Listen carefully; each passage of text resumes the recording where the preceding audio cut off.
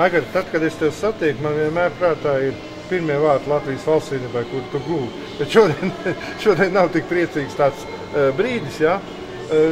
Kas tavuprāt izšķīra to, ka jūs tomēr zaudējāt? Es domāju, koncentrācija. Šodien viennozīmīga koncentrācija, jo bija paviršība, bija kļūdas aizsardzībā, jo, teiksim, pretinieks Monarhs ir sakoncentrējies un, teiksim, dod cīņu, grib ar lielu vēlmi pierādīt savu varējumu, un šeit ir, teiksim, izpaužās tās nianses, kas hokejā ir svarīgas. Ja? Tā ir atbildības sajūta, tā ir momenta realizācija.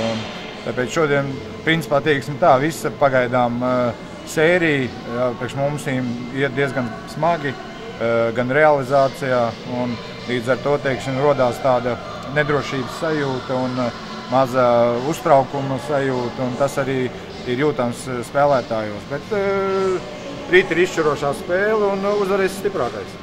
Tas gan, jā. Bet nebija pozitīvi tas, ka bija mazāk noraidījumu.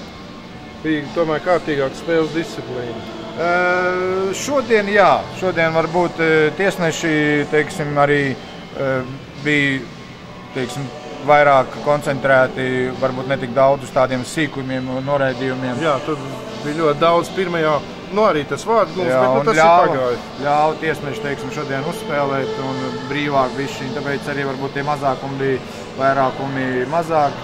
Bet tāds ir hokejs un sērija turpinās un rītā ir izšķirošā spēle. Jā, veiksim vēl. Jā, paldies. Paldies.